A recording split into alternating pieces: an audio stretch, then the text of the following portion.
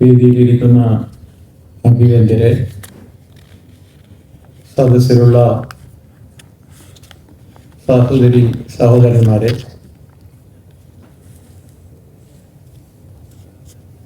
ഈ പുസ്തകത്തിൻ്റെ പ്രസാധനവുമായി ബന്ധപ്പെട്ട് ഇവിടെ നടന്ന ചർച്ചകൾ ഏതാണ്ട് അതിൻ്റെ പരിസമാപ്തിയിലെത്തുകയാണെന്ന് എനിക്ക് തോന്നുന്നു. അപ്പോഴാണ് എനിക്ക് നിങ്ങളോടൊരു കാര്യം ഓർമ്മിപ്പിക്കാനുള്ളത്. നേരത്തെ കയ്യനിവിടെ പറഞ്ഞതുപോലെ ഈ വേദിയേക്കാളുപരി സദസ്സിലിരിക്കുന്നതായിരുന്നു ഒരു കണക്കിന് നല്ലത് എന്നെനിക്ക് തോന്നുന്നു. കാരണം ഈ ഒരു പുസ്തകവുമായി ഞാൻ ബന്ധപ്പെടാൻ കാരണം, ഒന്ന്, അടിസ്ഥാനപരമായി ഞാനൊരു ലൈബ്രറിയനാണ്.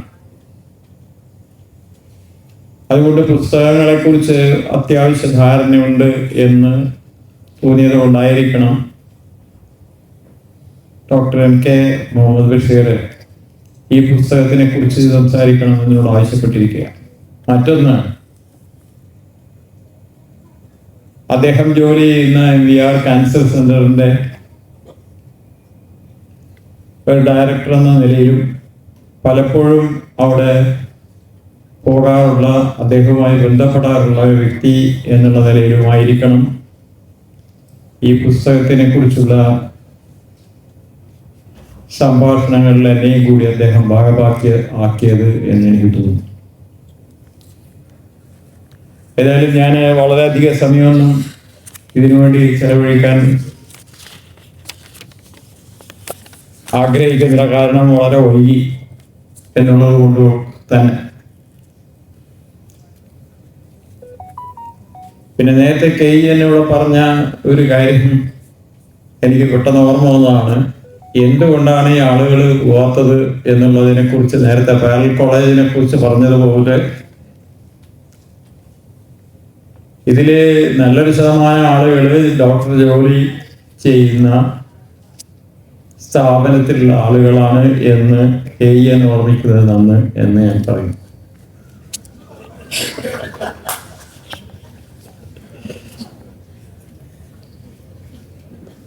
അപ്പോൾ നമ്മൾ സാധാരണ മനുഷ്യരെ കുറിച്ച് പറയുമ്പോൾ രണ്ട് തരത്തിലുള്ള ആളുകളുണ്ട്. ഒന്ന്, ദൈവചിന്ത അല്ലെങ്കിൽ സൃഷ്ടിവാദം അംഗീകരിക്കുന്ന ആൾ. മറ്റൊരു വിഭാഗം ശാസ്ത്ര വിഭാഗം ആളുകൾ. എന്നാൽ ഈ ശാസ്ത്രീയത അംഗീകരിക്കുന്ന വിഭാഗത്തിൽ തന്നെ രണ്ട് തരം ആളുകളുണ്ട്. ഒന്ന് ശാസ്ത്രജ്ഞന്മാരാണത്, മറ്റൊന്ന് യുക്തിവാദികളാണ്. ഈ ശാസ്ത്രം പലപ്പോഴും പലതിൻ്റെയും മുമ്പിൽ അത്ഭുത പരതന്ത്രരായി നിൽക്കാറുണ്ട്. എന്നാൽ ഒരു യുക്തിവാദിയെ സംബന്ധിച്ചിടത്തോളം ഇതൊന്നും ആവശ്യമില്ല. എന്താണോ ശാസ്ത്രം കണ്ടുപിടിച്ചത് അതിനെ ജനങ്ങളുടെ മുമ്പാകെ അവതരിപ്പിച്ച് കയ്യടി നേടുക എന്നുള്ളതാണ് അവരുടെ കാര്യം. അപ്പോൾ ആ തരത്തിലുള്ള ആളുകളെ നമുക്ക് വേണമെങ്കിൽ സൃഷ്ടിവാദത്തിൻ്റെ ആളുകളോടൊപ്പം ചേർത്ത് വായിക്കുന്നതിൽ വലിയ തെറ്റില്ല എന്നാണ് എനിക്ക് തോന്നുന്നത്. എന്നാൽ ശാസ്ത്രജ്ഞർ അങ്ങനെയല്ല. അവരോരോ വസ്തുവിനെയും വളരെ ഗഹനമായി പഠിച്ച് അവതരിപ്പിക്കുന്ന ആളുകളാണ്. അതേപോലെ തൻ്റെ സംശയങ്ങൾ, ശാസ്ത്രം പഠിച്ച ഒരു വ്യക്തി എന്നുള്ള നിലയിൽ തൻ്റെ സംശയങ്ങളെ ആസ്പദമാക്കി ഉള്ള ഒരു അന്വേഷണമാണ് ഡോക്ടർ ബഷീറിനെ ഇത്തരത്തിലുള്ള ഒരു പഠനത്തിലേക്ക് നയിച്ചിട്ടുണ്ടാവുക എന്ന് ഞാൻ വിശ്വസിക്കുന്നു. രണ്ട് വ്യാഴവട്ടക്കാലം നേരത്തെ KN സൂചിപ്പിച്ചതുപോലെ ദൈക്ഷണിക വർഷങ്ങൾ ഒരു പുസ്തകത്തിന് വേണ്ടി ചെലവഴിച്ചത് തീർച്ചയായും അദ്ദേഹത്തെ പോലെ മിതഭാഷിയായി സൗമ്യനായിരിക്കുന്ന ഒരു വ്യക്തിയെ ഒളിഞ്ഞിരിക്കുന്നു എന്ന് വളരെ അപൂർവമായി അദ്ദേഹത്തോട് അങ്ങനെ പരിചയപ്പെടുമ്പോൾ മാത്രമേ നമുക്ക് മനസ്സിലാവൂ. ഇതിലെ ഒന്ന് രണ്ട് കാര്യങ്ങൾ മാത്രം ഇവിടെ സ്പർശിക്കാൻ ഞാനിവിടെ ഉദ്ദേശിക്കുകയാണ്. ഒന്ന്, അദ്ദേഹം പറയുന്ന ജീവജാലങ്ങൾ ഉണ്ടാകുന്നതിനെ കുറിച്ച് നേരത്തെ പോക്കർ മാഷ് ഇവിടെ പറഞ്ഞ ഒരു കാര്യം, ഒപ്പാരൻ ഹാൽഡെയിൻ തിയറി. എന്താണ് ഈ ലായനി എന്നുള്ളത് ആളുകൾ ഇപ്പോഴും സംശയിക്കുകയാണ്. എങ്ങനെയാണ് ഈ ലായനി ഉണ്ടാവുന്നത്? അതിൽ എന്തെല്ലാമാണ് അന്തർഭവിച്ചിരിക്കുന്നത്? അതിൻ്റെ രാസപരിണാമങ്ങൾ എന്തെല്ലാമാണ് എന്നുള്ളതിനെ കുറിച്ച് പറഞ്ഞാലേ അത് വ്യക്തമാവുകയുള്ളൂ. ഒന്ന്, ഭൂമിയുടെ അന്തരീക്ഷത്തിൽ തന്നെയുള്ള മീഥെയിൻ, അമോണിയ എന്നിവ നീരാവിയോട് ചേർന്നിട്ട് അതൊരു മഴയായി വർഷിക്കും. അങ്ങനെ മഴയായി വർഷിച്ച് ഉണ്ടാകുന്ന ആ ജലത്തിൽ ആണ് ജീവന്റെ സ്പന്ദം ഉണ്ടാകുന്നത്. അത് മാത്രമല്ല, പല അയോണുകളും ഫോസ്ഫേറ്റുകളും ക്ലോറൈഡുകളൊക്കെ ഇവയോട് ചേരുന്നു.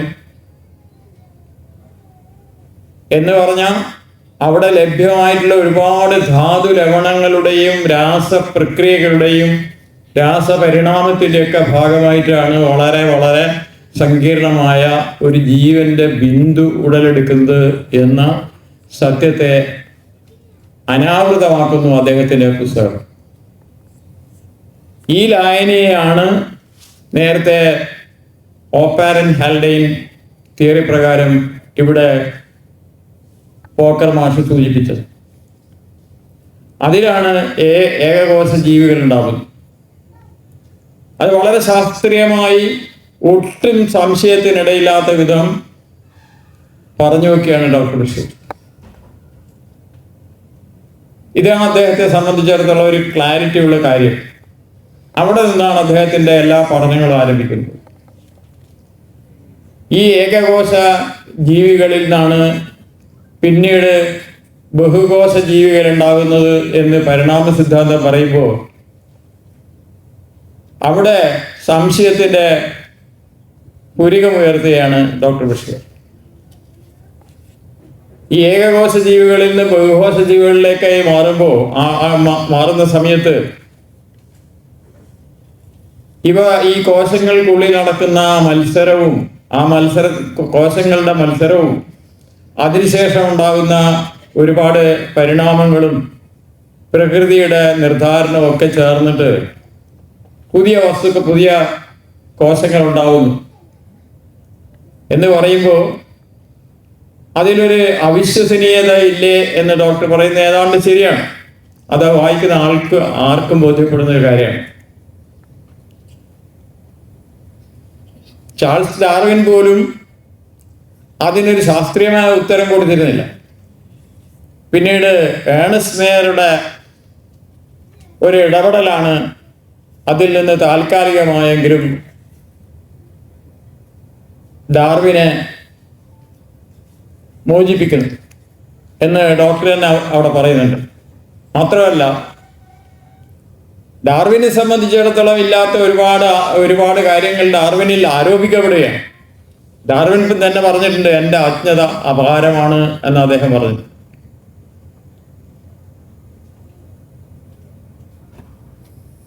മറ്റൊന്ന്, ഈ പുസ്തകം പഠിക്കുന്നത് സൃഷ്ടിവാദത്തെക്കുറിച്ചേ അല്ല. സൃഷ്ടിവാദത്തിൻ്റെ കാര്യങ്ങളെക്കുറിച്ച് ഒന്നും തന്നെ ഇതിൽ വളരെ ഡീപ്പായി പോകുന്നില്ല. ശാസ്ത്രം എന്താണ് പറയുന്നത്, ശാസ്ത്രത്തിൻ്റെ പോരായ്മകൾ എന്താണ്, ഇതാണ് ഈ പുസ്തകത്തിൻ്റെ പ്രധാനപ്പെട്ട പ്രതിപാദ്യം. പിന്നെ ഒരുപാട് കാര്യങ്ങൾ, ഊർജം, സ്റ്റീഫൻ ഹോക്കിങ്ങിനെ പോലുള്ള പ്രശസ്തരായ ശാസ്ത്രജ്ഞന്മാർ പറയുന്ന ഇവിടെ ഊർജം ഇല്ലാതാകുന്നു എന്നാണ്. ഊർജമില്ല. ഊർജം നെഗറ്റീവും പോസിറ്റീവുമായി ചേർന്ന് അവസാനം ഊർജമില്ലാത്ത ഒരവസ്ഥയിലേക്ക് എത്തിച്ചേരും. ഒരു ഊർജവും ഇല്ലെങ്കിൽ പിന്നെ ഇവിടെ ബാക്കി കാര്യങ്ങൾ എങ്ങനെയാണ് സംഭവിക്കുന്നത് എന്നുള്ള ബഷീർ ഡോക്ടറുടെ ചോദ്യത്തിന് ശാസ്ത്രം ഇനിയും ഉത്തരം കണ്ടെത്തേണ്ടിയിരിക്കും. അങ്ങനെയുള്ള ഒരുപാട് കാര്യങ്ങൾ, സ്പേസിനെ കുറിച്ച്, ടൈമിനെ കുറിച്ച് ഒക്കെ വ്യത്യസ്തമായ കാഴ്ചപ്പാടുകളുണ്ട്. നമുക്കറിയാം, പ്രകാശം ഒരു മേഖലയിലൂടെ കടന്നു പോകുമ്പോൾ പ്രകാശത്തിനുണ്ടാകുന്ന വ്യതിയാനത്തിനെ കുറിച്ച് നമുക്കറിയാം. പക്ഷെ അതേ സമയത്ത് തന്നെ എനിക്ക് തോന്നുന്നു ഡോക്ടർ വിട്ടുപോയ ഒരു കാര്യം,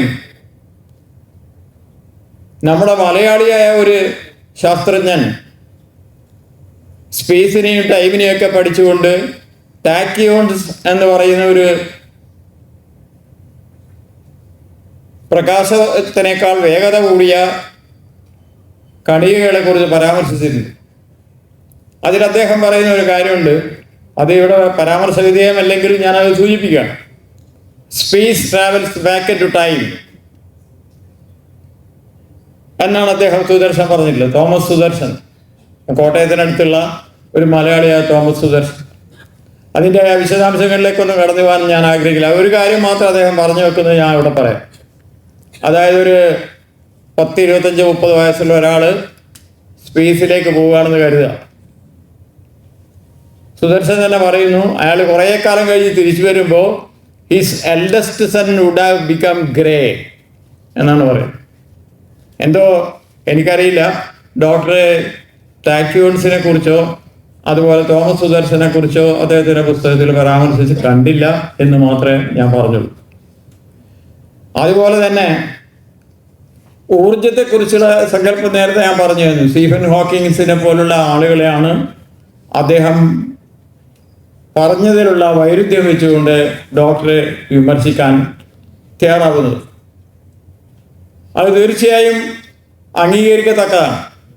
പിന്നെ നേരത്തെ പോക്കർ മാഷൂടെ പറഞ്ഞ പോലെ ഡോക്കിൻസിനെ പറ്റി പറയുമ്പോൾ ഡോക്കിൻസ് ആണ് ശാസ്ത്രത്തിൻ്റെ വക്താവ് എന്ന് നമുക്ക് പറയാൻ പറ്റില്ല.